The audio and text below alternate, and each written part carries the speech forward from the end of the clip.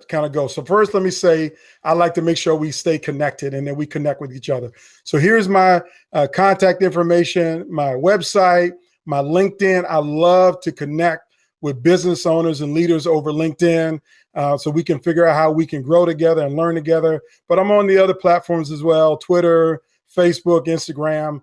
My Instagram feed is pretty good and pretty fun, particularly when you go back and see some of the other things that I did. But I just want to make sure we connect it as best we can because it's really all about connection. That's how we grow and learn. So let's make sure we stay connected.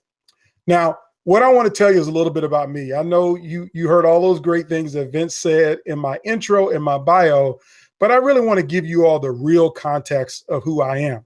And when I say the real context, I just like to share the things that drive my values. If you understand my value proposition to what I feel like I bring to the world and what my family brings to the world, it'll make more sense to you what I have to share today. So first and foremost, I want to tell you that I am the son of a Navy veteran. My father served in the United States Navy for 22 years. And so I'm so honored to be the son of a Navy veteran, but it's not just about my dad. I actually come from 4 generations of men who put on a uniform to serve our country.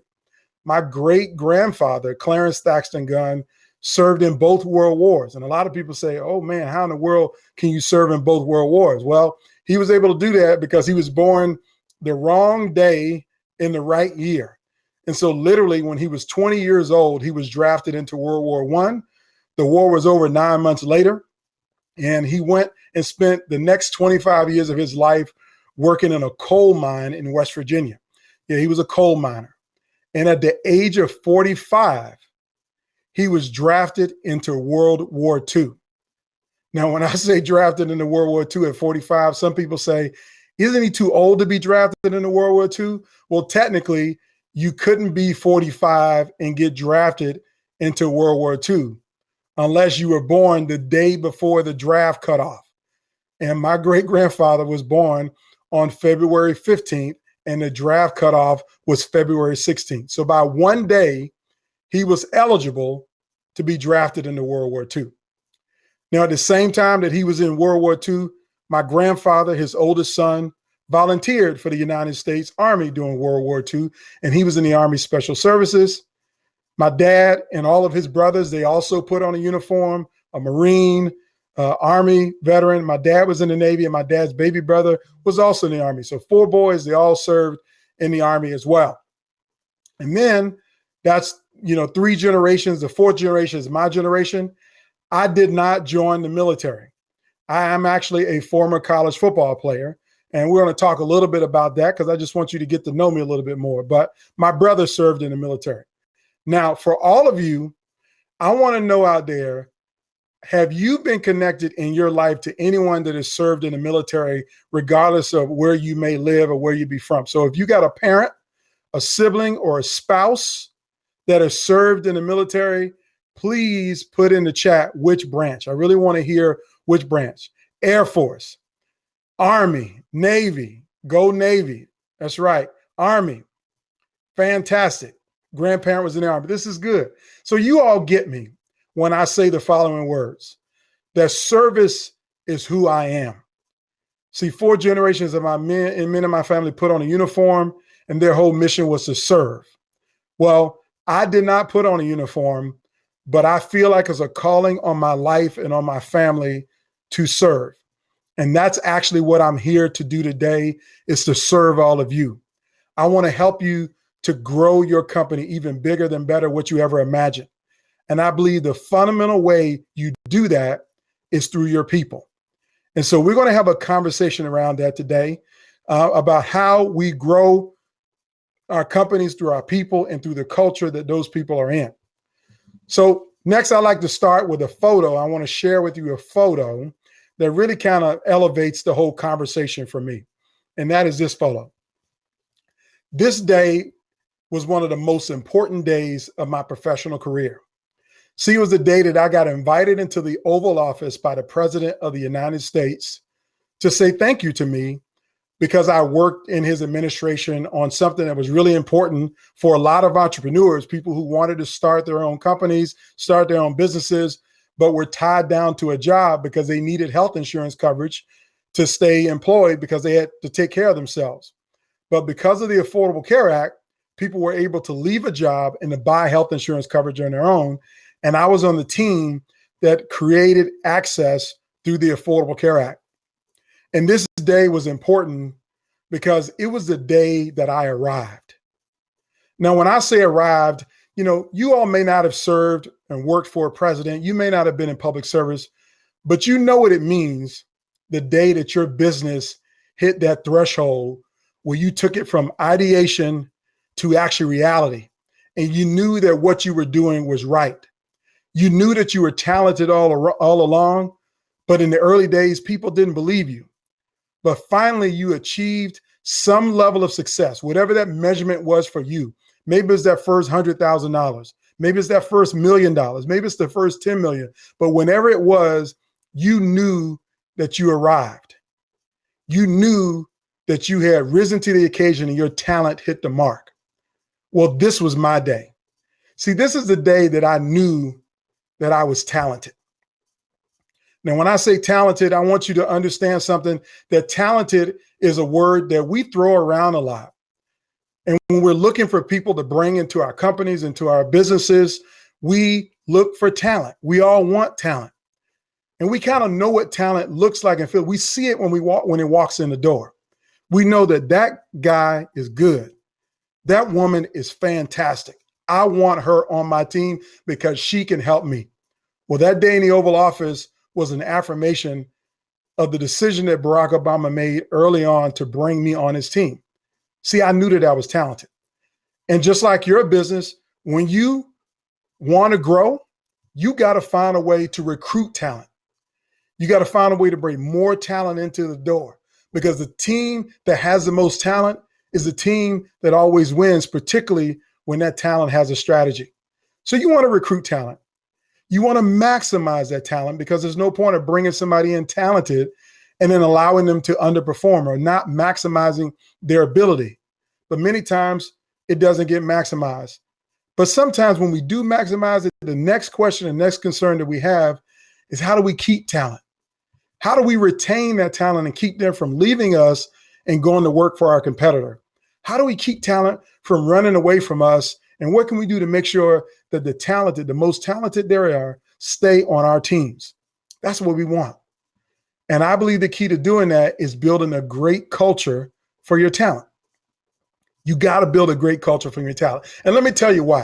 You're going to write down anything. This is the first thing that I want you to write down.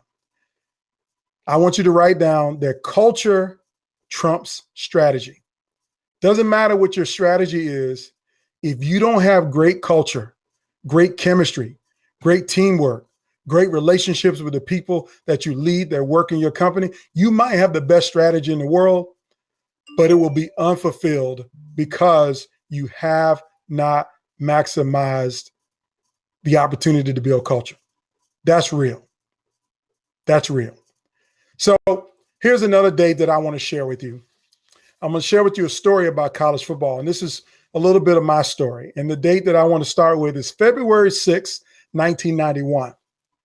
See, this is the first day that I knew that I was talented. The first day that I knew that I was talented. See, up to this point, I was a high school football player in the state of Virginia, doing what everybody else did, trying to be successful at my sport. Well, over time, I started to get recruited by colleges all across the country. I was getting letters from every school that you name. As a matter of fact, if I would ask any of you where you may have gone to school or what team that you celebrate, I'm pretty sure I got a letter from all of them. See, this is what I looked like in that day. That's me on the left, wearing jersey number 87. I was about 6'5", 225 pounds. And that look on my face is a look of a man who's talented. I was an athlete possessed about success and about winning in my sport. In this year, on that day, February 6th, I had realized that I got 54 Division I college scholarship offers to play college football. Schools like Stanford, Arizona, Michigan, Ohio State, Penn State, Florida State, Alabama, Auburn, Tennessee, you name the school, they offered me a scholarship to come play football. I knew that I was talented. So I had to make a decision as to which school I was going. Where was I going to go? Well, I decided after some family circumstances and a lot of conversation that I would take my talents to the Southeastern Conference and play football in the SEC for the University of South Carolina. Now, see, here's the thing, is that I knew that I was good and I could go anywhere to play, but I wanted to go somewhere that I felt like valued me and would create the greatest opportunity to maximize my talent and for me to have success. So I asked the coach at the University of South Carolina, can you tell me about the culture of the organization? And like any good salesman, he told me everything was going to be great. This is the best decision you've ever made. We're on our way up. We're in the SEC now, and we're going to win a national championship. I mean, everybody tells you everything that you want to hear. It's probably like you told everybody what they wanted to hear when you're trying to bring talent onto your team. It's normal to sell yourself and to sell your company. And they were selling the University of South Carolina. Well, when I got close to my decision, I asked the coach two questions. I said, Coach, here's what's really important to me. You see this jersey number, 87? This is my favorite number. I want to wear my favorite number in college because I feel better with this jersey on my back. And I know you all are recruiting me to play, and I want to know, can I get my jersey? And the coach said to me, yeah, Anton, you can get your jersey as long as it's free. I said, well, I know a senior has it now, and he's graduating, so I know it'll be free. So can I get my number? He says, yes, you can get your number. That made me feel good. It was a promise that they made, and I wanted it. The second point was I told them that I believe that I'm the best tight end in the state of Virginia. And for those of you who don't know football, a tight end is kind of like a big guy who runs fast and can catch the ball. Well, I wanted to play tight end in college. And the coach says, Anton, we think you're better on defense. We think you'll be better in another position. And I said, no, I think I'm going to be great in this position. He says, no, I'm a coach. I can evaluate talent. I think you'll be better somewhere else. And I said, okay, coach, well, can we make a deal that when I first get to campus, would you give me a chance to play tight end? And if I don't prove to you in the first 6 weeks that I'm the best tight end on the roster, then I will be okay with moving to defense and playing another position. And he says, okay, Anton, we can do that for you. And so here came the day, August 8th, 1991. This is the day that I showed up on campus. Driving down I-95 to go to Columbia, South Carolina, I knew I had made the best decision of my life to go to the University of South Carolina and play football. But the day that I showed up on campus on August 8th, 1991, it felt like the worst day of my life. Why? Because I walked into the locker room to go get issued my equipment. And I walked in and I asked the equipment manager, I'm Anton Gunn, freshman tight end from Virginia Beach, Virginia. I came to get my equipment. And the equipment manager hands me a jersey, a helmet, and a bag of all of my socks and shorts and everything else. And I looked at the bag and it had number 59 on there. Now, when I say number 59, that's me on the right of this photo with a jersey number 59. I wanted number 87. And my coach made a promise to me, but he didn't keep it. The second thing, if you know anything about football, there's never been a tight end that has worn the jersey number 59. Tight ends have to wear number 80 to 89. So I can't catch the ball wearing 59. And the day that I showed up on campus, they didn't give me a chance to play tight end. They moved me right to defense. So two promises that were made to me were broken on the first day that I showed up in my organization. And you know what I felt like? I felt baited and switched. That you sold me a bill of goods to get me here in the organization, but then you did not do what you said that you were going to do. You didn't keep your promises to me. And what did that mean to me? Let me tell you what it meant to me. it meant the beginning of a whole bunch of toxic treatment that I began to experience over my next 3 years in college. Now, when I say toxic treatment, it wasn't about just a jersey or about a position, but it's about how people talk to me, how my coaches treated me. And not just me, but there was a culture of mistreatment and unfairness that was throughout my organization. But for me, it all started with not getting my jersey. See, not getting my jersey put me on something that I call the 8 stages of alienation. Now, if you're writing something down, this is where you might want to write this down, the 8 stages of alienation. See, whenever we experience some unfairness in the work environment, when anybody walks into a culture and they experience something bad, you got 2 kinds of continuums. The time from the incident happened and the emotional state that you go through. So you got time and emotion. So the day that I showed up on August 8th and I didn't get a chance to wear my jersey, it was immediately stressful for me. I felt stress because I felt like it wasn't right and that I wanted my coach to fix it. I wanted him to say, you know, it was a mistake that we gave you 59. We want to give you 87.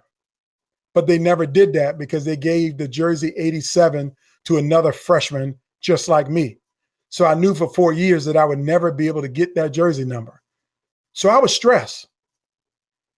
But because nobody ever apologized or did anything to try to make it right, stress immediately went to fear. Did I make a mistake of coming to this school? Should I have gone somewhere else? Should I have gone to Ohio State? I was afraid that I made the wrong decision, and nobody ever wants to make the wrong decision. But then fear moved to distrust. If you're going to break a promise with me about a jersey and a position, what other promises are you going to break for me? Are you going to pay for my college? Are you going to give me a chance to be successful? I was at stage 3 within a week of being in college. I was distrustful of the people that I was around. But I didn't stay at distrust long. I moved very quickly to anger. But I was angry because you lied to me about what this was going to be, but it was turning out to be something different. And then I moved from anger to resentment. I began to resent my coaches. I began to resent my school. I began to resent the state that I was in. I started to resent where I was. And resentment moved to isolation. I started to isolate myself away from my coach. The coach would invite people over to his house for a barbecue, and I would choose, I'm not going.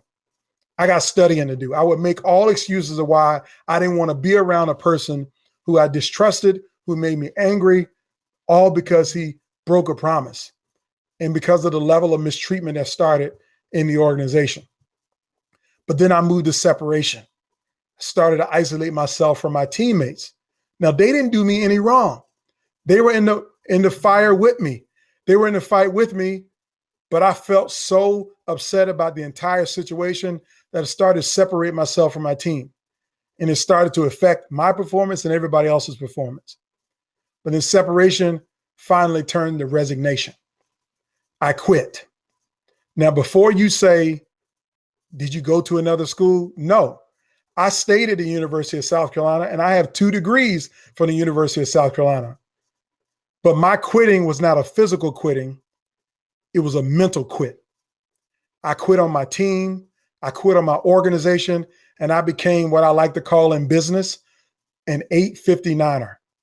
If you don't know what an 859er is that person that shows up at 8:59 in the morning and starts to work for you, but then at 4:59, they're shutting their computer down or they're jumping in the car and they're going home.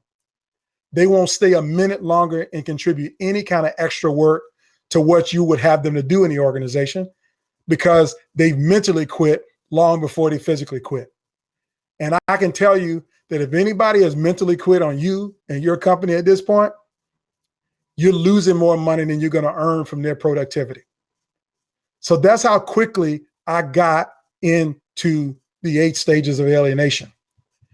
And it really all started because of the unfairness that I was experiencing on the team. It was bad. It was really bad. And when I experienced that unfairness, I really just wanted a coach I wanted a leader. I wanted somebody who understood what it felt like to be treated unfair, but more importantly, was not just going to empathize with me, was going to do something to make it right. See, that's what I believe that you, as a leader of your company, should be doing every day, is to make it right for everyone that you lead.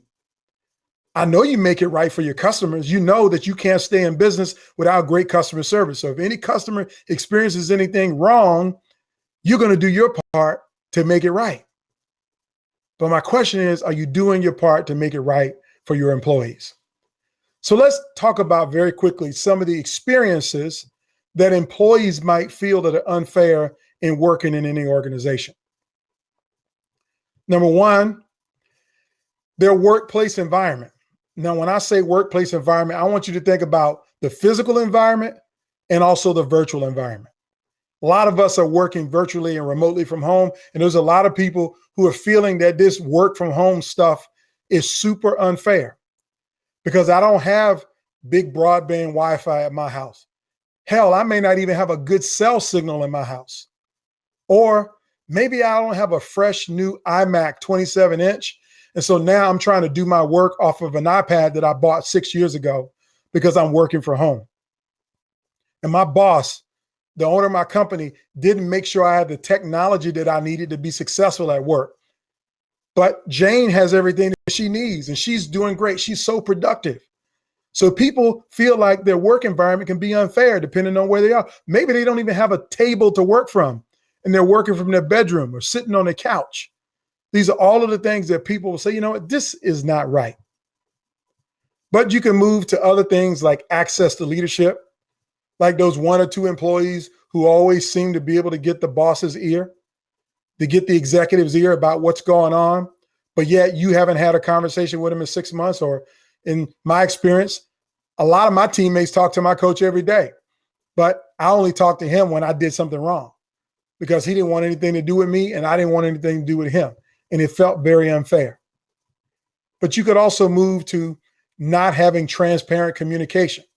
Some people seem to always be in the information loop and others of us are not. These are the experiences that your employees might be dealing with in real time right now. And then the last one is who gets growth and development opportunities. Is it equal across the board? Are we all getting professional development training? Or are some people getting a chance to present at the next pitch meeting while the rest of us don't get that opportunity? So these are all the things that people might feel like are unfair experiences in the environment. So my context is this. This is a data point that I got from a survey recently done looking at employees across the board, and that 8 in 10 employees said that culture is very important to them. 84% of women and 75% of men said they've left a company due to bad culture. 8 in 10 people say, you know what, if I'm in an environment where I'm on the 8 stages of alienation at any point, I'm going to leave the company. Now, hopefully your statistics are a lot lower than this in terms of the people you have on your teams, but I just want you to know that this is a problem that's rampant all across the country in all sizes of businesses. 8 in 10 employees. It leads to low morale. It can lead to low productivity, a lack of trust. We already shared a little bit about that. Absenteeism. It's all real in the unfair experiences. It can lead to increased silence and conflict in the workplace, on the team that you have, even if your workplace is virtual, it can lead to a lot of conflict. Emotional isolation. I've already shared a little bit about how I was emotionally isolated. And it also can lead to uncivil and bad behavior. People just start mistreating people in the environment, intentionally leaving people off an email chain so they're out of the loop. Those are incivil behaviors that happen a lot of times. I'm going to make sure that you don't know until the last minute that you got a deadline to meet. Not that you're doing this, but maybe this might be happening on the team below you and you don't know it. But it also can get very hostile, just literally creating a hostile work environment that could ultimately lead you into some litigation. complaints even around how people get treated at work. And according to the federal government, about $500 million in out-of-court settlements happened when hostile work environments got into some kind of a legal framework. So there's a cost to it, a real cost. Can be devastating. So let's talk very quickly around what your employees are focused on. And I'm going to give you a couple data points on this. Employees are focused on 4 things. Number 1, their role. What's my job? And what am I supposed to do? Number 2, what's my work environment like, my workspace? Do I got my laptop? Do I got Wi-Fi? Do I got everything that I need to be successful to help the company to grow? Is it all right here for me? Or am I able to get all those things that I need? Number 3, they're concerned about you as their leader. And they're concerned about every leader that works for you. Is my boss, direct supervisor, the person I report to, somebody who is going to give me what I need to be successful? And the last thing they're concerned about is their well-being, physical, emotional, psychological well-being. We all should be concerned about well-being in the middle of a pandemic. They're all concerned about it. So here's another data point from that same survey, that when they asked employees what matters most, they said that good company culture matters the most. The 2 top responses on this survey was a good work environment and how employees are treated. A good work environment, that is your technology, the space that you're working from home, or if you're in a physical environment, that they're both synonymous in this survey, and how other people are treated, how you get treated as an employee. And your company values matter less than that. The leadership matters less than that. And the thing that we like to think employees care about the most are perks and benefits. Well, benefits came in at 7%, and those perks that you keep selling and saying are the great things, they came in at 1%. People care a lot less about perks and benefits than they care about how they're treated in the environment, the team cultural environment in an organization. This is real talk. So let me just break it down for you real quick. I'm going to give you the 3 questions that every person in your company is asking right now. They may never verbalize these 3 questions to you, but they're asking them every day. They want to know this from you. Question number 1 is, do you care about me? Do you care about me? Every employee wants to know, do you care about me? Let me be clear. Every one of your customers wants to know, do you care about them? Question number 2 is, will you help me? Will you help me to be successful? Will you help me to get things right? Will you help me to make sure I can deliver for you? They want to know, will you help me? And question number 3 is, can I trust you? Can I trust you to do what you said that you're going to do? Or are you going to bait and switch me? Are you going to make me a bunch of promises and not keep any of them? Every employee in every organization is asking these 3 questions. So my question to you is, how are you answering them? And I don't want to know that you're answering them yes or no. I want to know, are you answering yes with your actions? Have you built the kind of work environment that says yes to these 3 questions? That's what everybody wants to know. Are you going to make it right? Are you going to do what it takes to make it right with your culture and your organization? Now, I want to talk very quickly about the cost of failure of not building a great company culture, because there is a cost to it, a significant cost. According to the Society for Human Resource Management, over a 5-year period, American employers as small as 50 and as large as 100,000 lost $233 billion with a B due to turnover costs.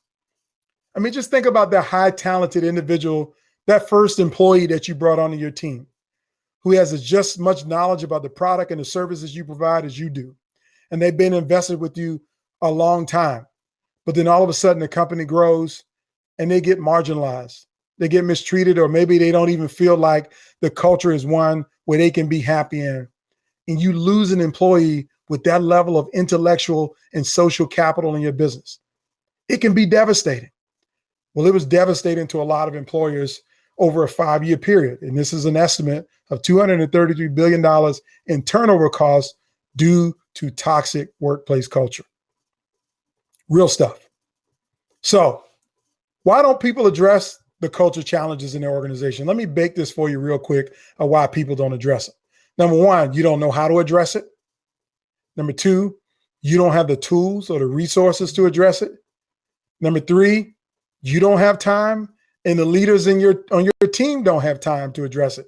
Everybody's busy trying to make their next quarter earnings or trying to find a way to get to the next level in business. We just don't have time to be dealing with culture. We got to focus on the product, the service. We got to focus on productivity. We got to get those outputs. So everybody's focused on everything else. So we don't have time to deal with culture. But even if you do have time and you know how to address it, your organization can be stuck. Now, when I say stuck, an organization that is stuck in what I call the social conscious construct. See, the social conscious construct points out two things. Number one, the longer you run your company, the more awareness you have about what's going on inside your business and outside your business. And also, the higher you are on the food chain and the more you're successful in business, the greater the time continuum of where things are and your ability to take action on things that go wrong. So the social conscious construct has two axes. It has the awareness axis and it has the action axis. That you can take action when things are going wrong. And you're aware of things going wrong because you've been there a long time. But here's what I want you to know. That most people don't take action when they know something is going wrong. And here's why. 50% of leaders and organizations are stuck in a place that I call inequity in the social conscious construct. That you don't even know anything is wrong in your company. You're what I call living in oblivion. Leaders that live in oblivion are the people who focus on the products, they focus on the services, and haven't focused any on what's going on with their people. So they think everything is great. When they show up to the office, everybody's productive and working. Or when they jump on the Zoom call or the Teams call, everybody else is working and everybody's successful. But they don't know when things are going wrong in the culture. They're what I call living in oblivion. And literally 50% of people on your team who you might be relying on to raise awareness around these things could be living in oblivion. But then you move up the food chain a little bit and you got the 35% of leaders. The 35% of leaders are the people who I say are stuck at the intersection of injustice. They have a little bit more awareness around what's going on in the company, and they got a little bit of power to take action and make things right. But unfortunately, they don't take action. They don't make things right. Why? Because they make excuses that it's somebody else's job to fix what's broken. That it's HR's job to solve this problem. Or it's, I've hired an operations person to handle all that. It's not my responsibility. So they make it somebody else's job. And sometimes they might even say, you know what? I don't have the tools to do something about this problem. It's bigger than me. So they make the excuse that I can't do anything, even though that I know something's wrong. They know better, but they don't do better. But then you have the 10%. These are the people who operate at the highest level in an organization with the greatest ability to take action because they have the most awareness, but they don't do anything either. I call these guys the Darth Vaders of the world. They're the evil empire.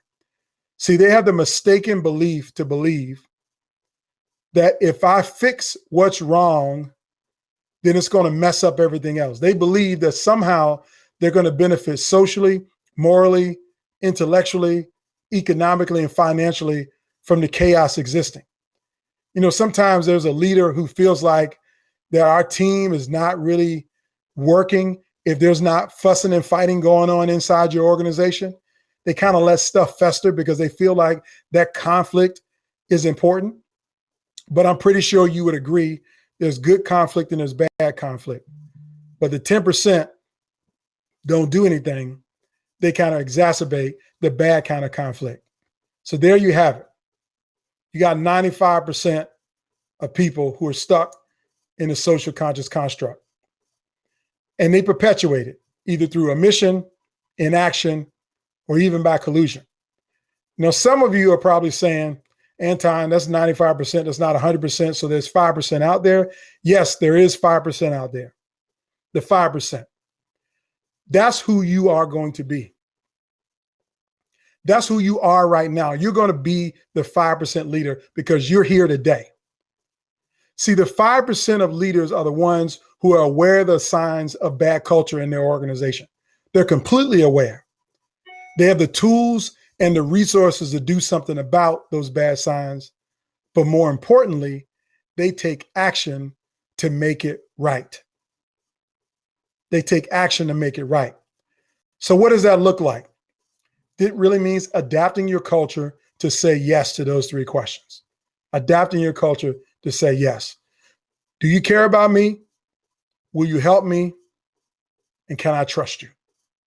That's what we're going to focus on for the rest of our time. How you as a leader in your organization can teach leaders in your organization to answer yes to those three questions and build a culture that is world-class for every person on your team, where everybody feels inspired and empowered to execute on behalf of you, your mission, your vision, your values, and even your bottom line. So what does that look like? I want to start with some questions, and this is for you. If you jot them down, you can screenshot it, you can write it, whatever it is. How do you reduce turnover? How do you be a better leader? How do you inspire your team to action? And how do you build that world-class culture? That's what I'm going to answer in the next few slides. And then we're going to land this plane and close it on out. So this is called Build Your Culture, Boost Your Bottom Line, how your leadership will revolutionize your productivity, remake the workplace, and drive results. Because everything is about results. Doesn't matter if you have great culture if you don't have good results, but if you have great culture, you will have good results. So number one, for every leader, I want you to understand that it starts with your awareness about what's going on in your team. That you should know what's going on with every person in your organization. Now, whether you do that directly or whether you do that by proxy, you should be aware of what's going on. You got to stop living in oblivion about problems that might be festering. I saw in the chat a few people said, yeah, I had a few 859ers. Well, 859ers come in two stripes. They're high potential, high talented people who don't feel bought in to what you're building, don't feel valued, and therefore they check out. But then there are a few people who are just low performers. But do you know which type of 859er you are or you have on your team? Have you asked the questions? Do you know what makes them tick? What motivates them? What inspires them? Do you understand the people that you're asking to go to war for you every day? So you got to stop living in oblivion and recognize that culture is a leader's number one job. The culture is a leader's number one job. It's your job. If you're listening to this, culture starts with you and culture ends with you. So that means you got to learn how to know what's going on in your organization. How do you have awareness? So I'm going to break this down, make it as simple and easy as possible. I want you to know that everything I'm telling you is something you can start doing tomorrow. This is not theoretical, not a PhD discussion. This is not academics. I'm not at the Kellogg School of Business at Northwestern University or Tufts School of Business at Dartmouth. I'm not in those places. I'm right here with you. And this is what we need to understand on how we know what's wrong in the organization. And you got to learn how to ask good questions. So here are the questions that every leader in your organization should be asking of the people on your team. Now, you can ask this when you hire a new employee, or you can ask this of an employee who's been there with you since day one. Doesn't matter. Questions are very simply on the screen. What's your origin story? See, I'm a big comic book fan, a Marvel guy. I love Marvel comics. And we all love to see Spider-Man, sweep in and save someone, or Iron Man save the world. But every character has an origin story. What drove them to become the superhero that they are? Wonder Woman has an origin story. Catwoman has an origin story.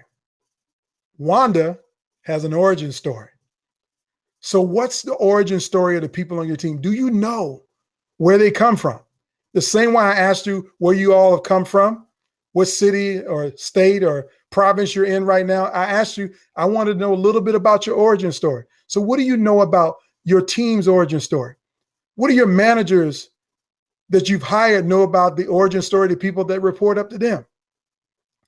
Then the second question is, why do you choose to work here? See, this is the thing we got to remember. Everybody has a choice. Everybody has a choice of where they work, and they're choosing to work with you for a reason. Do you know why? So you got to be prepared for that. Third question is, what's the best thing about your job? We all got things that we love about our jobs, and we all got things that we hate. So the question is, do you know what's the best thing about the job? And then the question that I tell leaders that they got to learn how to ask and not be afraid to ask. And I hope all of you are asking this question, but if you're not, this is one that's really going to show people in your culture that you care about them. If you were me, what's one thing you would change now in this business? So what you're doing is you're crowdsourcing insight from your team around what they feel like needs to change. I'm not necessarily saying that you got to do everything that you hear, because they might just tell you, we need to get rid of the Cokes out of the break room and we need to bring Pepsis. Or maybe we need to stop using Zoom for meetings and we should use Teams. Or maybe we should stop using Teams and we should use Zoom. Whatever it is, they might ask you simply, you ask them simply this question, they might give you something profound. Or they might give you something mundane, but whatever it is, it becomes a list of things that people might want you to make right. It can become an action list. And then the last question is there anything I can do to make your time here more enjoyable? See, happiness at work is something that we don't hear a whole lot about, but I know you all have heard a whole lot about it already. Happiness is an important concept in work. So you got to be figuring out what makes people happy, enjoyable in the work that they do. 5 simple questions to ask. Okay, number 2, this is a principle that I want you all to own, is you got to accept accountability when things go wrong in your culture. You got to stop pretending that your company is perfect, because there's no company that's perfect. We all got flaws and warts and things that we need to fix. So don't act like it's perfect, but take accountability and fix what's wrong.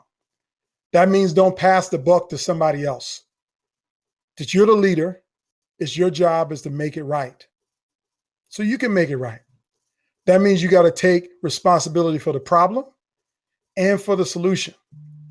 So accepting accountability really starts with you verbalizing that you know something is wrong.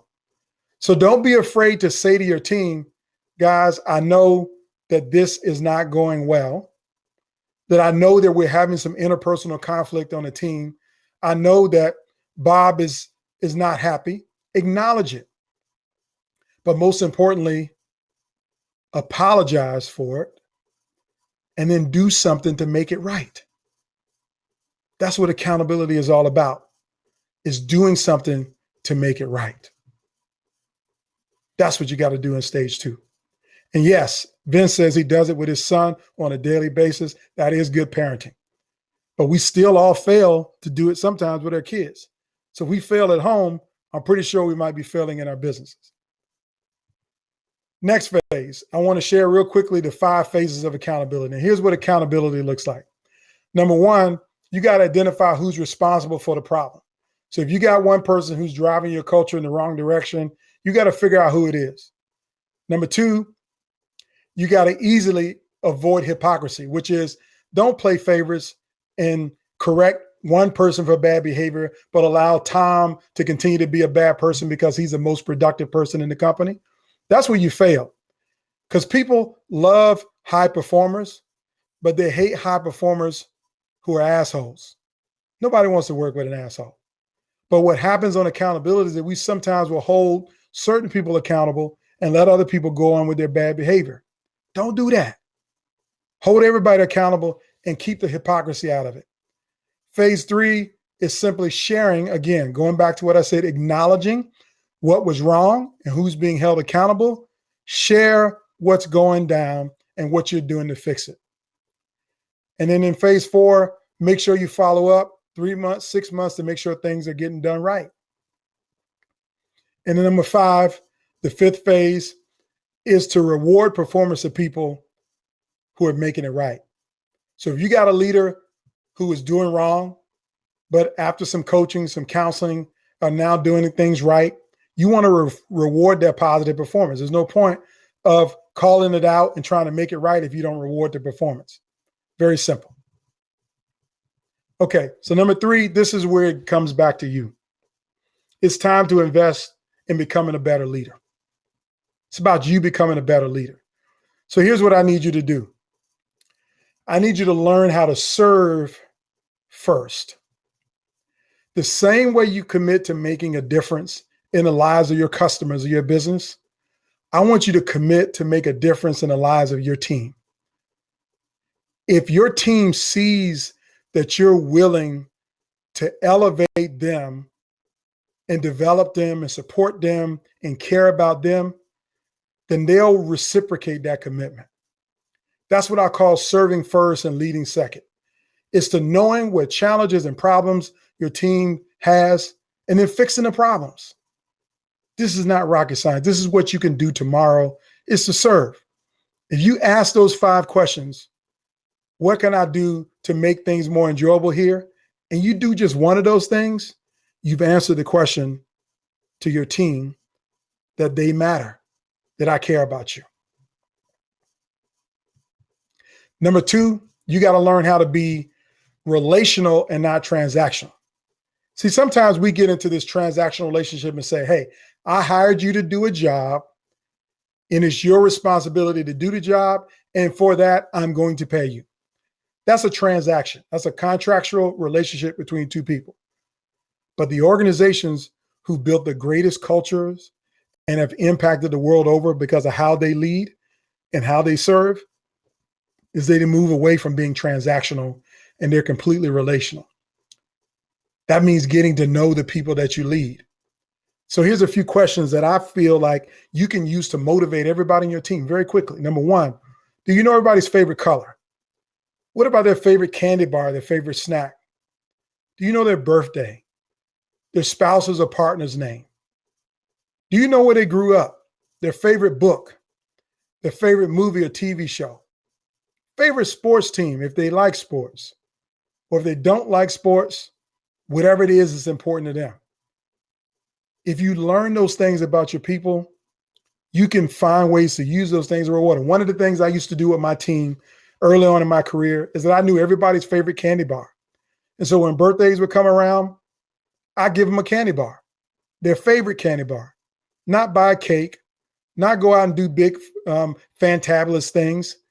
It was a candy bar. And I had a person on my team, her name was Kim. She said to me, Anton, you showed me that you cared about me when you remembered that I liked Twix candy bars. You really were listening to me. So that's how you get to know the people that you lead. Ask them what they need to do to be successful. What do you need to do to be successful? Ask them what success looks like and then help them to achieve it. And the last bullet is like the Oprah favorite things. That was kind of the list I was going over earlier. Do you know what their favorite things are?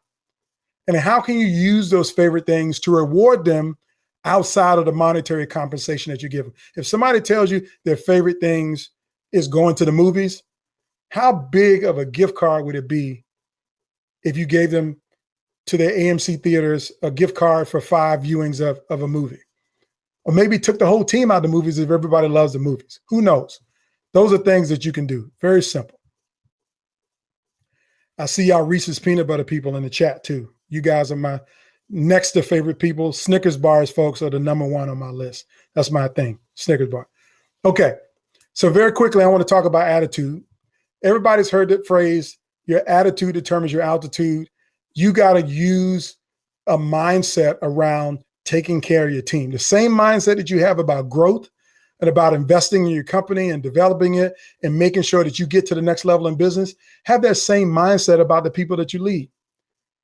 That means you got to improve your belief system. And let me tell you where you improve your belief system is being right here for every catapult that happens.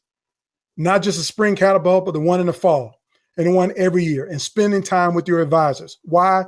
Because they have the investment in you to give you the belief system that you need to grow and scale your company to every level that you want to achieve. So your attitude starts with you putting yourself around people who are going to help you. It also involves you developing yourself personally, your personal development. I've yet to see a company outgrow the capacity of the leader. If your company is here, then you as a leader need to be above where your company is. So you got to grow yourself if you want your company to grow. That's what elevating your attitude is all about. Now, I'm going to land this plane, and I want to talk very quickly about two more things. Number one, empowering your people. You got to get into teaching more than you lead. When I say teach, if you know something, you got to show your team how to do it. You got to get scale, and you scale by making sure the most talented people on your team are fully equipped to help you with every challenge and every task that you have. That also might mean elevating and mentoring team members so they can grow their skills. And it also is about you having a succession plan. I know you all are great and you plan to stay in your company forever, but I know you started this on a mission. But what happens if you win the lottery tomorrow? What happens, God forbid, if something happens to your health? Will your mission of your company continue to go on, or is everything bottled up inside of you? That if you want to build great culture, empower the people that you lead. Hope this makes sense to you. And then the last one, you're going to hear more about this later today. You got to have a mission-driven company. And that means if you want to build great culture, you got to lead with the mission and not about the margin. Connect people mentally to the mission and not the margin. Tell them why you started the company and make sure everybody knows your origin story, why you're so passionate about the business that you're in and what you're trying to do. That means modeling respect and fairness and involvement and showing people how you plan to leave your mark, how you plan to have a lasting impact. That's what connecting to the mission is all about. Remember that the mission is more important, because when you focus on the mission, the margin will come, because people run through walls for the mission. They don't run through walls just to hit quarterly numbers. They run through walls because they know what we're doing matters. And you're going to hear a whole lot more about that later today. And I want you to stay focused on how to live a mission-driven company, passion-driven company. So here are the great benefits of culture. It attracts talent, retains high talent, productive teams. You think about company turnover rates. Turnover rates go down to 13.9% from 48% when employees are happy in a company. That's significant. In 2,000 CEOs and CFOs were surveyed that says that corporate culture can drive profitability, acquisition decisions, and even affect whether employees are ethical in their behavior. Great culture is about attracting the best and keeping the best and making sure they're most productive. All right here in front of you. So here's what some data points. I'm going to give you these 4 quick, and then I'm going to close out here. Performance.